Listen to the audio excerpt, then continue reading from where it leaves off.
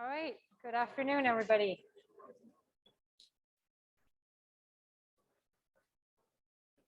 So I wonder, does it get less in here or emptier in here towards the end of the week?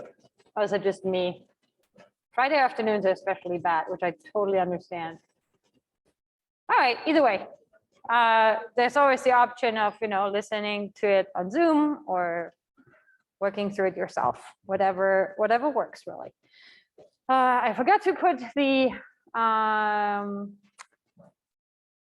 poster into my PowerPoint. I have it in my PowerPoint, but on the one on my computer, not the one on my stick here. So here's today's sales pitch for Partners in Health Research Workshop tonight at 7 p.m. And there's your Zoom ID. You can probably Google them, find them on Facebook, stuff like that. So if, I usually just put up what I get sent. If the information on there is not sufficient to find what you're looking for, that's all I got. So feel free to join the Zoom ID. I have no idea what this is. Okay, so any of the things that I post here are student requests that or organization requests from Western that I'm allowed to post, and I'm passing along for your information. But whether this is going to be cool or not, I have no idea. In general, I would think it's probably all pretty good. All right. Oh no, wrong button. Never mind. Okay. All right. So I know you can't wait. Back to tRNAs.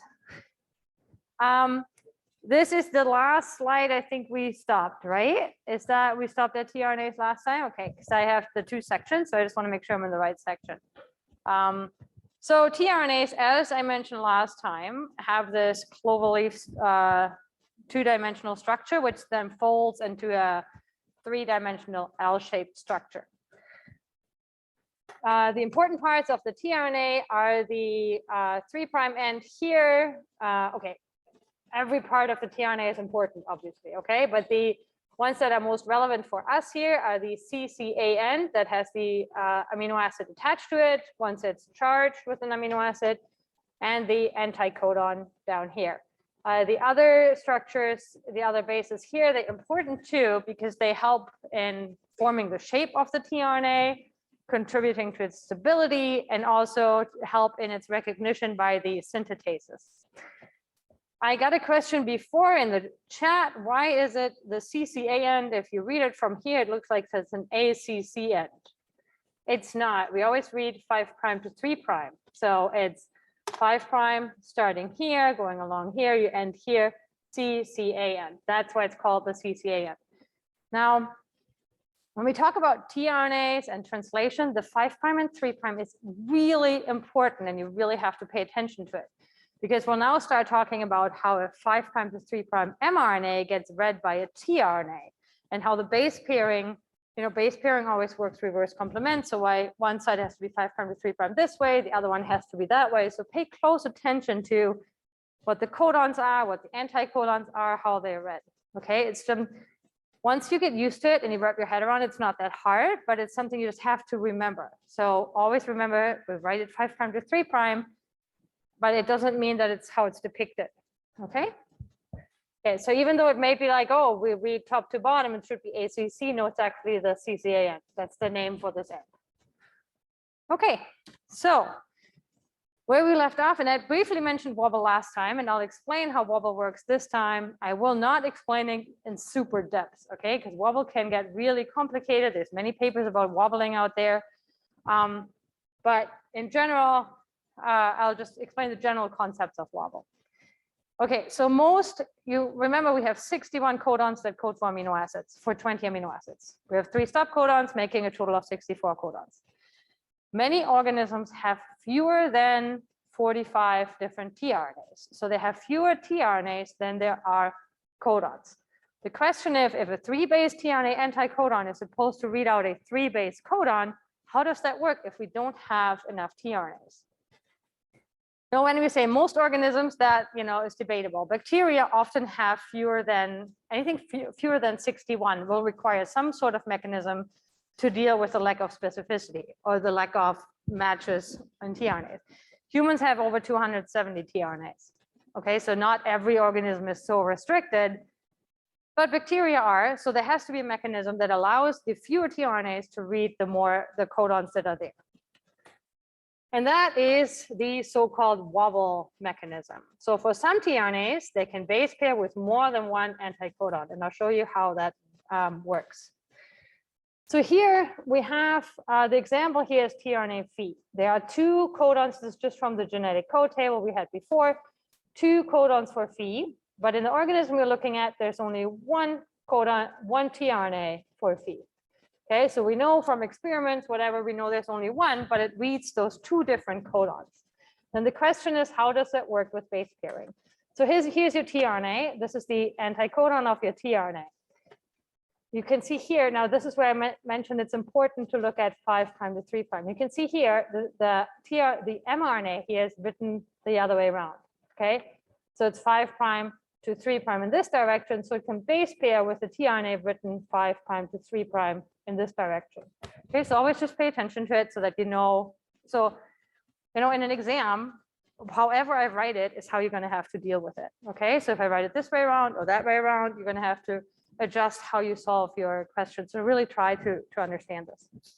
Okay, so this would be accurate base pairing here, where you have all 3 bases base paired according to the AT-GC rule. So AT meaning AU in RNA, so A is base paired with U's, G is base paired with C's. So now this would be the accurate base pairing. So this is your first codon here, CUU or UUC. In the RNA, so okay, when you go here, this is the codon written in 5' to 3', UUC. Now you go to my RNA here, written 5' to 3', this is still correct, UUC. Okay, this is what I mentioned. That's what I mean. We have to look at the 5' to 3' directionality here. So what this tRNA can also read is a so-called wobble.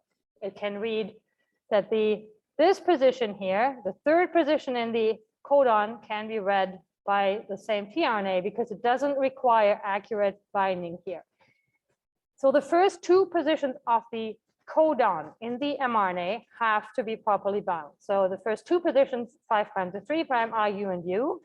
The 3rd one is the one that can wobble. So the 3rd one that wobbles is not the 3rd one in the tRNA, because the tRNA we would read the other way around. It's the 3rd one in the mRNA codon. Does that make sense? Okay, just try to, I know it's not easy, but try to remember that. Okay, so accurate base pairing is only necessary at the first 2 positions of the codon, which if you remember, when I explained the genetic code in the beginning, sometimes you have those boxes where 4 different codons, where the first 2 are the same, and the 3rd one is any of them can all code for the same amino acid. That's wobble, okay? Only the first 2 are relevant. 3rd one can be whatever. So when you go back to that, that square table with the different boxes, you can see it there, how the 3rd base is not as important. Okay, that's wobble. Let me set, I thought I had another one on wobble. Sorry, I don't. Okay, so that's your wobble, and you can have the wobble position in the 3rd position of the mRNA. Yes, question.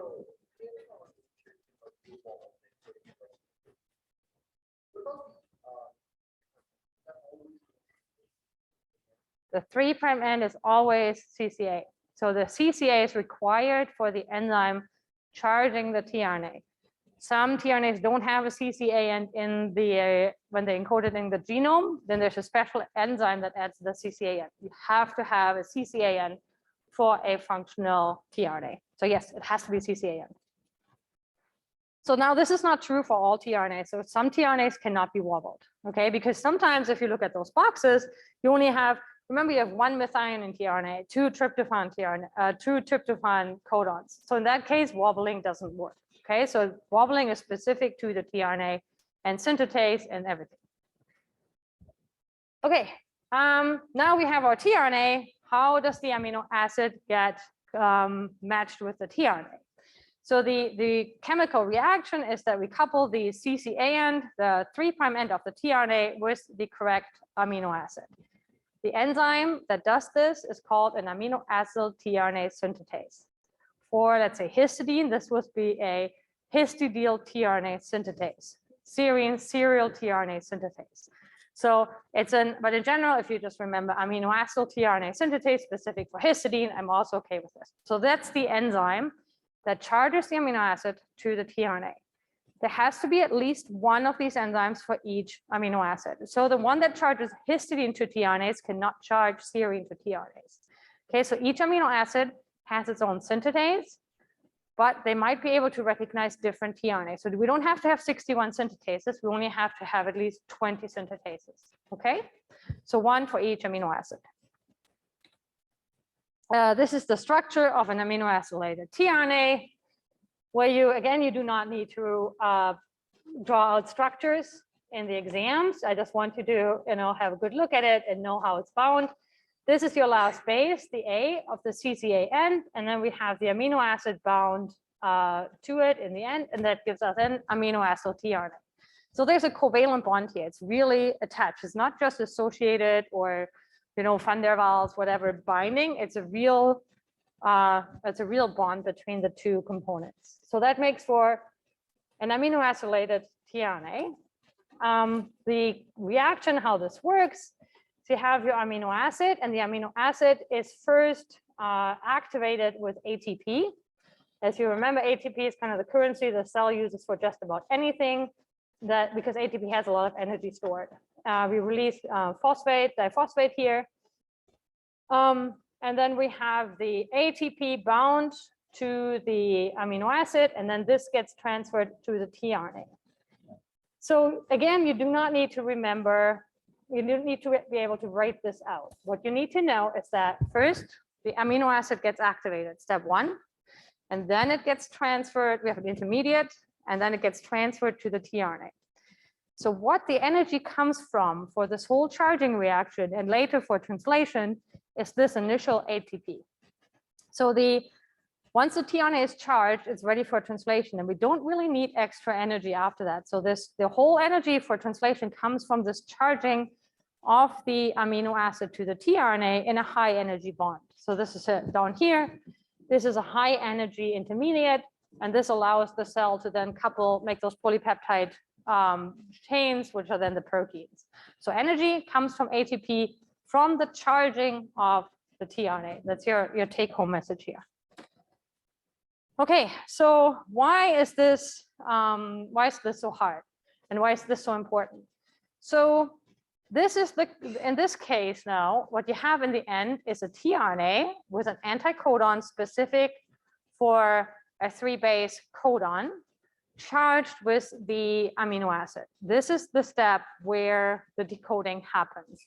So the actual decoders in translation are the synthetases, which can recognize just one specific amino acid, and the cognate tRNA. So the cognate means corresponding tRNA.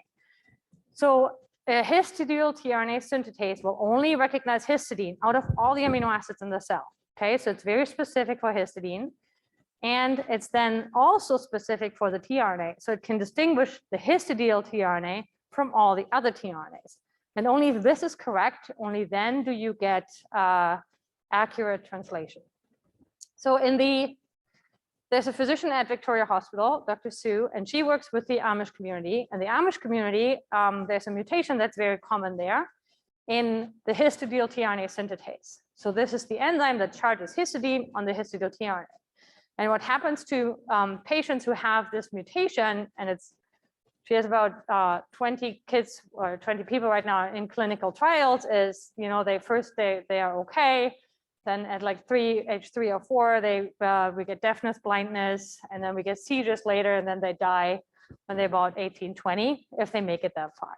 So the accuracy of translation is very, very important. And this is a synthetase, like we made it in the lab. It can still charge histidine. It's just a little bit less stable than the original one. So just this little bit of loss and stability is enough to, have a genetic disease that kills the patient off eventually. Okay, so there are diseases, but there's not too many diseases associated with the synthetases because it's so important. It's just such a basic mechanism. If you have a mutation in there that's too strong and makes too many mistakes, the patient just can't even survive embryonic stages. Okay, so in the end, remember the synthetases are specific for an amino acid and for the tRNA. They link the ATP to the tRNA, and then they build this high energy bond tRNA bound to the amino acid.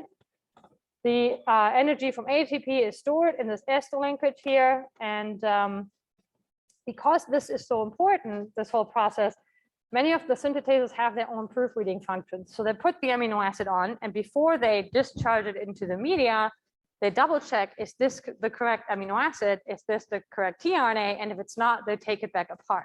So they can even cut it back apart in order to proofread it. So I don't know how much you learned about proofreading function of DNA polymerases, but this is a similar thing, right? It's a double checking mechanism. Did I do the job correctly?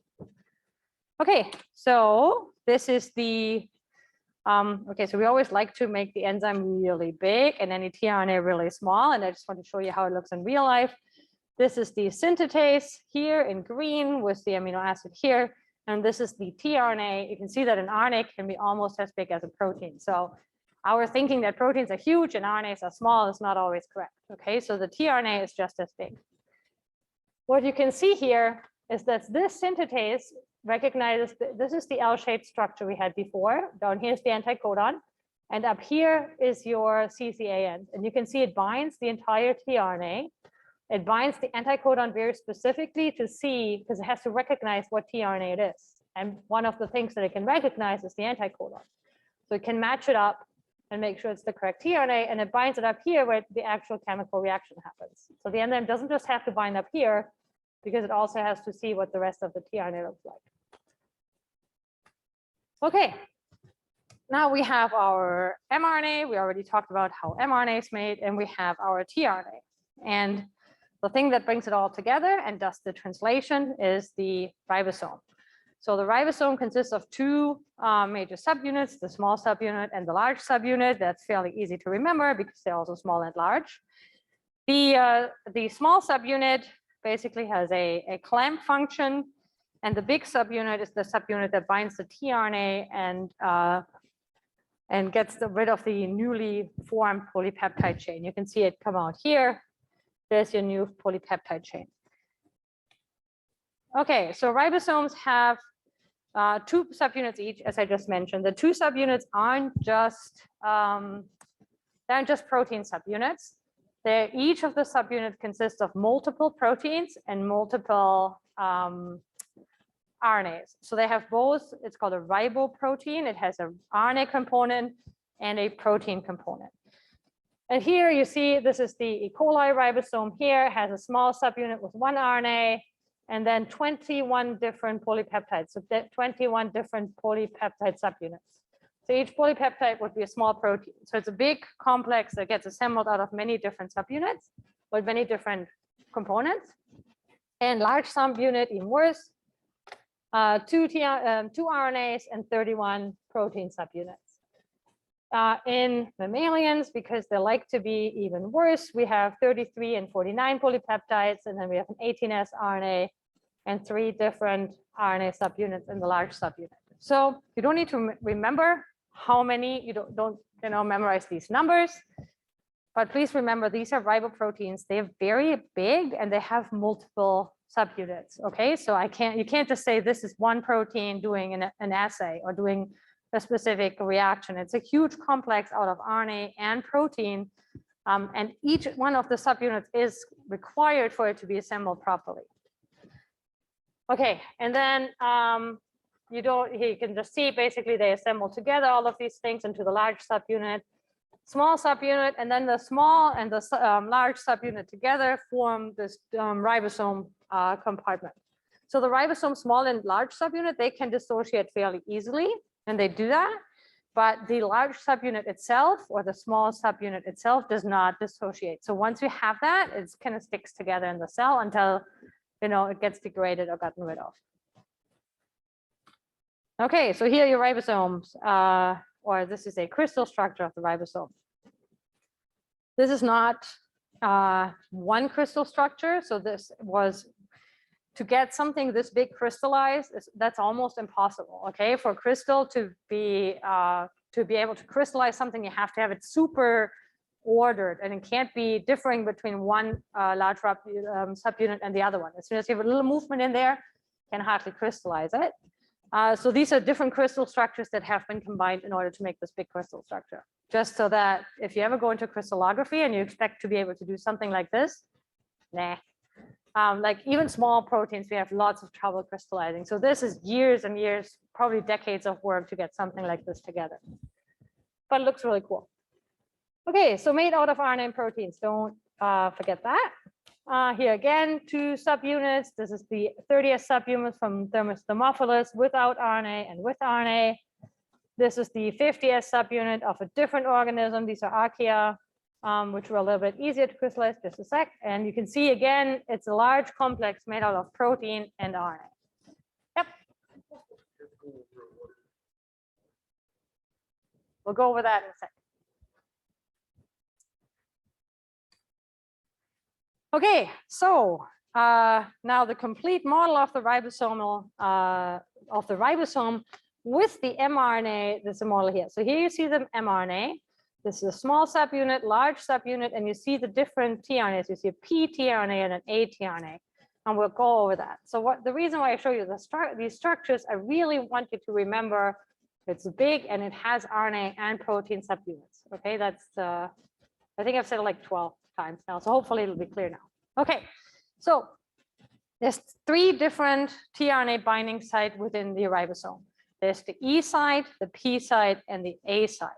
Okay, so three sites, and we'll go over the function in a second. So you can see within the ribosome here, you can have 3 different tRNAs.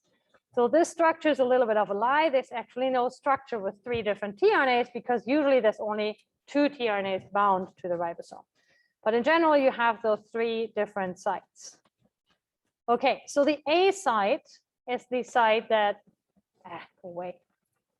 Sorry. What happened? Okay, the A site is the site that binds the amino acyl tRNA. So the tRNA we just made is the one that gets bound to the A site. That's the site that we first enter. The freshly made amino acylated tRNA comes into the A site. So A amino acyl. Okay. The P site is the site that binds the peptidyl tRNA. So once the tRNA comes in, it gets moved over, and the growing peptide chain gets transferred onto this tRNA. So in the P site, the tRNA has its own amino acid, and it has the whole string of the newly made peptide chain attached to it. Okay, so P site has a peptide chain attached to it. That's why it's P site. And E site is the exit site. So at the E site, the amino acid is cleaved off the tRNA, and the tRNA is naked again with its naked CCA end and can exit. Okay, so APE, that's how you go through the ribosome. And when the A site tRNA gets moved over to the next stage to P and to E, new tRNAs come in. Okay, the E site isn't really occupied that long. It's usually empty because once the tRNA is has gotten rid of its amino acid, once the amino acid chain is moved to the next tRNA, it doesn't have any reason to associate with the ribosome anymore. So that's why you usually only have 2 tRNAs in a crystal structure. The mRNA is bound close to the A and P site, which makes sense. The mRNA is where we have the codon anti-codon match and where we have the reaction happening. And the E site is just kind of there you go, exit site. All right, so this, okay, so these are your components, and I'll go over the AP again when we go through the reaction that happens in the ribosome, okay? So the different, are we good so far with components? Yeah, okay, yeah, we're good. All right, so steps in translation, we'll now walk through what happens at what stage in translation, similarly to how we've done it in transcription. As I mentioned before, the first codon in every gene, is an AUG. So the first amino acid in every protein is a methionine. So now would we find a methionine in every single protein that's in your body in the first position? Theoretically, yes, unless it's cleaved off. So sometimes we have what's called a signal peptide in the beginning of a protein that just tells the protein where to go. And when it's not needed anymore, it gets cleaved off, no more methionine. But when the protein is freshly made, always methionine, okay? First amino acid, always methionine. The very first, now there's methionines throughout the protein as well, not just the first position. It's always an AUG codon, always the same codon. But the very first methionine is a special methionine called FMET. It has a formyl group here attached to it, and it helps with the initiation of translation. So you don't need to, again, be able to draw the structure. Just remember the first amino acid is an FMET. It's a special methionine. That's all. Okay, so step one of translation. We'll go through the chemical reaction that happens and how the ribosome walks along the translation. After we've done that, we'll go through how our transcription start site recognized. It's the order I had from the book, so I'll just stick with that. But this is not, haven't talked about the recognition of the start site yet. Okay, so step one, you have here, you already add amino acid 3 and 4 here. So you have the first 2 amino acids made, and you now have anybody guess what this position would be? This is the P position, correct? So this is E, the empty exit position. You have an amino acid chain here bound to the tRNA in position 3 and the position P here, okay? And you have the newly incoming amino acid tRNA in the A position. This here in these sections requires base pairing between tRNA and the codon. Okay, so the ribosome doesn't okay, so let's say this is a proline codon, anything. But let's say this is proline. The ribosome cannot actively recruit prolyl tRNA. Okay, what the ribosome does, it kind of samples what's around. Finds the tRNA, puts it in, matches, okay, we'll keep it, doesn't match, gets thrown out. Okay, so it's really a try and error process in the A matching site. So at the A site is where we match the tRNA in the first place. But it's really by chance. Okay, so how fast are you at getting the right tRNA? That's one of the rate limiting steps, is the availability of a charged tRNA in the vicinity of the ribosome. Okay, so these steps is where the actual readout happens of the codon anticodon binding. So we have the incoming amino acid tRNA.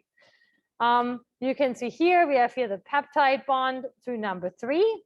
And when you go from this position to this position, the ribosomal subunit, the small subunit moves over first. The large subunit moves over first, and it moves the amino acid chain with it. Okay, so here it reads 5' to 3'. You can see here the bond is still on the 3. This is still bound here.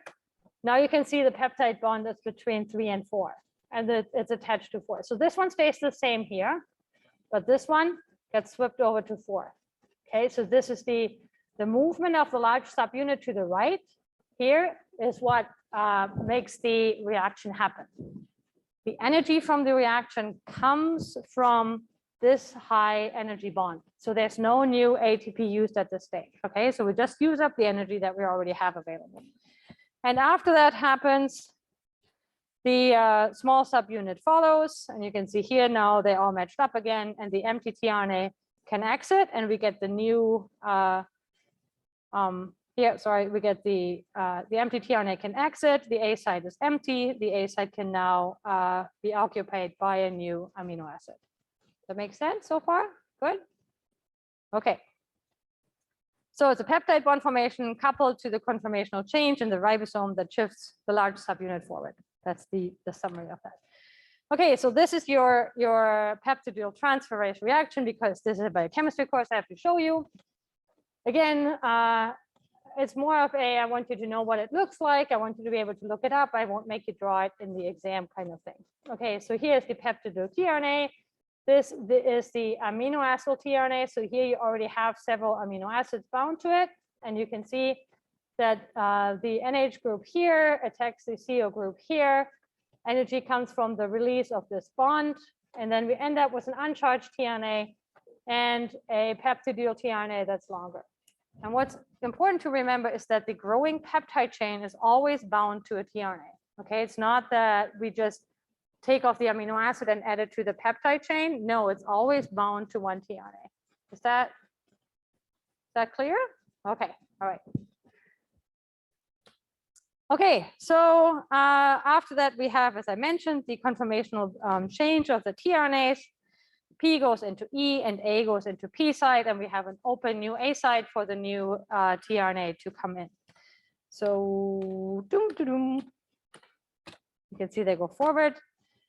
And then we have a new A site, a new empty A site here. This one leaves, and this tRNA is perfectly capable of being reused. So tRNAs are not being used up.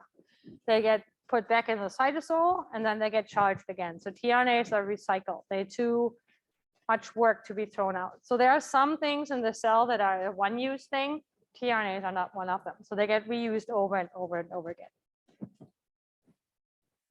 Okay.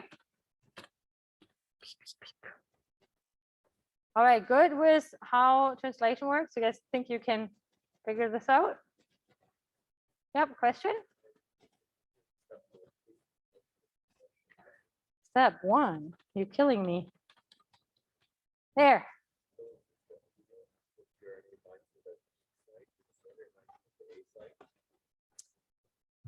Okay, so the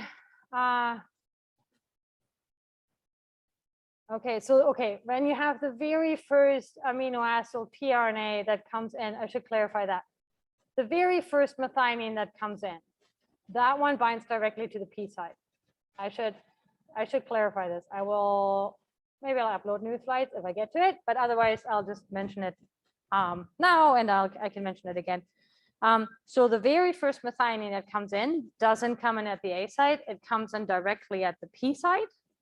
And which is why it has to be the special FMET methionine. Okay, so only the special FMET methionine will go into an empty ribosome and match with the P site. Everything else afterwards, any fresh amino acid tRNA will come in at the A site and then be moved through the whole process. Okay, thanks for pointing that out. Okay, all right.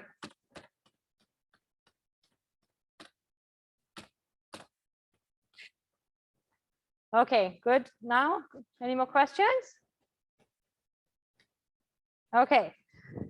So here are the key points for translation. In eukaryotes, translation occurs in the cytoplasm. In bacteria, it also occurs in the cytoplasm, but they only have cytoplasm, so it's kind of a moot point. In eukaryotes, you have to have the mRNA transported into the cytoplasm to be translated. Translation can also happen in mitochondria. So mitochondria, funny enough, have their own set of tRNAs.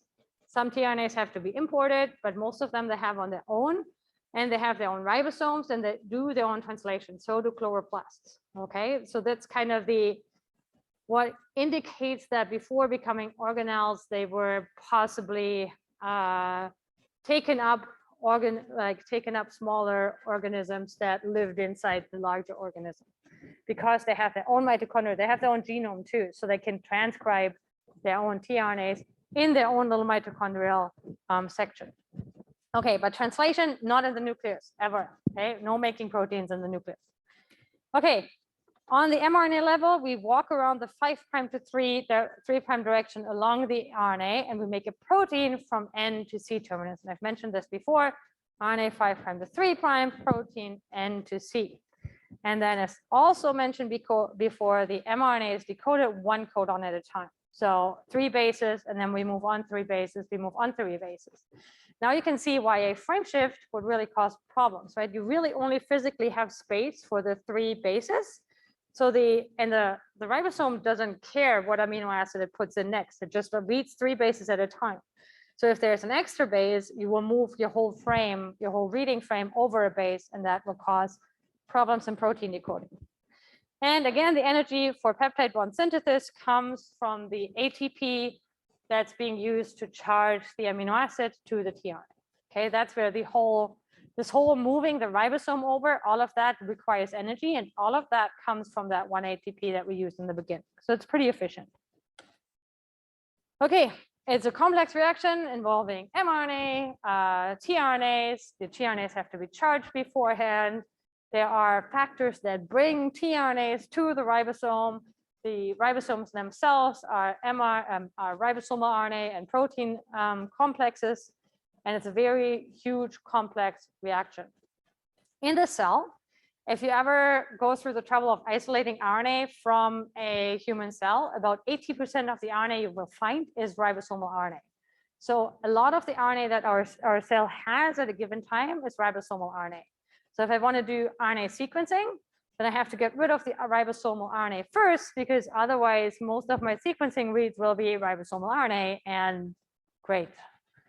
I don't really, I want to see the whole transcriptome, not just the RNAs. And the conformational shape changes in the ribosome is what moves the ribosome forward. So it's not really the RNA that goes pulled forward, it's the large subunit moving, small subunit following, large subunit moving, small subunit following. Okay, and then finally, the specificity comes from the synthetases and the requirement for the base pairing. So you have the two steps, but the real decoders, the chemical link between amino acid and 3' codon comes from the specificity of the synthetases. Okay, good. Okay, then we'll go to how is the start site of translation determined? And we've gone through quite some links to go through how promoters for transcription look like. There's a similar mechanism for determining the first start site in a protein. So if you think about it statistically, you have a 1 in 64 codon chance of an AUG occurring in an RNA strand. So if most protein coding RNAs or most RNAs, pre-mRNAs, whatever, just have random codon distribution, every 64th codon should be a methionine codon. So how do we find the one that is the first methionine meant to be a protein? How do we find the start site? In eukaryotes, what happens to the mRNA, you remember there's the poly A tail and there's the cap. The cap is here. We have a cap binding protein, and then with the help of some initiation factors, so initiation factors are specific factors for translation, the RNA is circularized, and the initiation factors recognize the poly A tail and the poly A binding proteins. So by circularizing the mRNA, we now have a new RNA structure. The large subunit of the small subunit of the ribosome for the S subunit of the ribosome, bound to some initiation and elongation factors, then starts at the cap protein and just scans through until it finds the first AUG. So in eukaryotic mRNA, after the cap protein and after the circularization of the mRNA, the ribosome just scans for the first AUG. Once it finds it, it starts putting in, it recruits the second subunit and initiates translation. You can see that here. So the small subunit first binds the initiator methionine tRNA, finds the cap protein, and then moves along the mRNA until it finds AUG. Here it is. So here, I didn't draw it circularized again because it's hard to draw and takes a lot of space, but the mRNA is still circular, but it first finds the cap protein, moves along, finds AUG. Once it finds AUG, it recruits the large subunit, and then it starts recruiting the next amino acids, and that's how we go, how we walk along then and do translation. So that's what I meant earlier. And should have clarified that the first amino acid tRNA, the FMET tRNA, is bound to the P site, not the A site. So now, if you think about this, and we said that eukaryotic RNAs can only encode one protein each. They are monocistronic, meaning they don't have operons. Okay, so they don't have the multiple protein coding sections per gene, and they can't, because they have to start from the cap protein of the circular RNA to find the first AUG. So even if you had another AUG further downstream, the ribosome would never find it because it will always just go to the first AUG. So that's why eukaryotes cannot have protein coding, genes encoding for more than one protein. So no operons in eukaryotes. Okay, so that's with the cap binding and the circularization, it just can't go that way. All right. So what do you think would happen if there was a hairpin loop between the cap protein or the cap site and the AUG start site? Anybody have an idea? If you have three options here. It could have no effect. It might increase translation, or it might decrease translation. What do you think happens if you have a structure, a hairpin loop structure in the RNA? Anybody want to volunteer? You want me to just give you the answer? Volunteer? Yep. Yeah, so it would get stuck. You got it. So it decreases translation. So what happens is, here you have your happy-go-lucky small ribosomal RNA subunit. It walks along, gets to the hairpin, and can't get past it. Okay, so here you have a hairpin structure will obscure translation. So this is how. Okay, when you have an RNA, you have a 5' end, you have a 3' end, and then you have your protein coding region in the middle. Anything that's upstream or downstream of this region is called untranslated region, or UTR. So you have a 5' UTR and a 3' UTR. Okay, so it's something that's before the start codon or after the start codon. So if you think about mutations, you really usually think about mutations that affect the protein sequence. But you can also have a mutation that doesn't affect the protein sequence at all, but would, for example, introduce a hairpin loop in the UTR. So if you have a hairpin loop in the UTR, you can still get a tumor suppressor because this protein can't be expressed anymore because there's a hairpin loop and the ribosome doesn't know what to do. Okay, so mutations that affect how much protein is made don't always have to be in the protein itself. Okay, so that's how you can get some of those mutations that can be disease causing or whatever. Okay. Bacteria do this a little bit differently. So bacteria, they don't do some of that RNA processing stuff that we talked about. They don't do the capping in the same way that eukaryotes do them. So you have a 5' and phosphate here to start with. What ribosomes from bacteria recognize as so-called ribosome binding sites. And these are just, again, consensus sequences that are recognized by the ribosome, and they can start translation out at the first AUG start codon after the ribosome binding site. So eukaryotes don't have these ribosome binding sites. Okay, they go from cap downstream. Bacteria have consensus sequences, and then you can do translation afterwards, which is why they can do the operons. Okay, so because you can have multiple ribosome binding sites in front of multiple start codons, you can have one mRNA with multiple protein coding sections. Okay, yeah, question?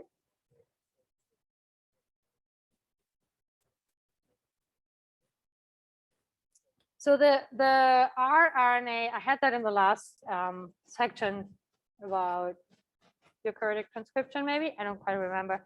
The rRNA in eukaryotes is encoded in one large pre-rRNA sequence, and that gets cleaved into the three smaller RNA sequences.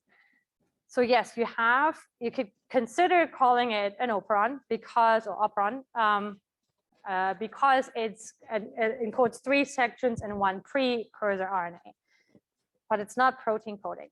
Okay, so those are the RNA subunits of the ribosome. And really, when we talk about operons, we think about protein coding genes. So you could or you could not. So people are like, some say, oh no, that's an operon, and others are like, no, it's not because it's not protein coding. So I won't, because it's a matter of interpretation, I won't, nail you to one answer or the other. But you could, depending on what you would want to define operon as. Usually we would say it should be protein coding. Okay. All right. Okay. Here you have your internal. These are the nice animations from, I think, McLaughlin's lecture. Fancy, huh? Okay. So here you have your ribosomal subunits recognizing the ribosome binding site and making proteins A, B, alpha, beta, and gamma, or LUG-A, LUG-Z, LUG whatever. I don't even remember what they call. From the LUG operon, so you can have different proteins being made in a protein because they just recognize the AUG after the ribosome binding site. The cool thing about the ribosome binding site is that we talked about protein and DNA interaction. This is a case of RNA-RNA interaction. So the ribosome binding site is also called Shine-Dalgarno sequence. Don't need to memorize that. but it has the ribosome recognition site. Shine-Dalgarno sequence is in the mRNA, gets recognized by the ribosomal RNA. So it's not the protein subunit of the ribosome that recognizes the Shine-Dalgarno sequence, it's an rRNA subunit. Okay, so it's by a simple base pairing and not by trying to find tertiary structures or stuff like that. So this is an RNA-RNA interaction. In general, when we have things that work on RNA, like the spliceosome and the ribosome, they tend to use RNA subunits and have RNA-RNA interaction to recognize splice sites or ribosome binding sites. Because you have RNA, when it's bound in these structures, it's single-stranded, and it's easy to recognize it by just having a complementary RNA. Whereas when you have DNA binding things, it's usually DNA binding proteins, because you can't easily base pair with a DNA that's already base paired with itself. So in that case, we have proteins that recognize the major groove or the backbone, depending on what protein you're using. But the sequence readout is usually by binding into the major groove, not by RNA, DNA, or DNA-DNA interactions. Okay, so it's a little bit of a different principle or different concept on how we recognize a sequence. So RNA sequences usually recognized by RNA. Okay, so then elongation. Once you have the amino acylation started, you have your growing peptide change here. So the tRNAs don't just randomly fly around in the cytosol. They are bound to so-called elongation factors, and the elongation factors deliver the tRNA to the ribosome. So it's mainly just thinking, so you don't need to memorize the elongation factors. There's also several, and you don't really, doesn't really matter. But what you should remember is that we need the elongation factors to bring the tRNA to the ribosome. The main reason for this is that if you have a high energy bond tRNA amino acylated tRNA flying around in the cytosol, that will likely get cleaved or fall off. So it's bound to an elongation factor and brought to the ribosome. And then it's the same as before. tRNA anticodon matches the mRNA. The elongation factor then goes away and leaves just the tRNA behind it. And that kind of keeps going. So you have specific factors that come in. So especially in eukaryotes, but also in bacteria, it's not quite as simple with just the ribosome. There's always other factors that have to help to make things go smoothly. Okay, I think we'll stop here. We'll stop before termination. If you have questions, let me know, and otherwise I will see you on Monday.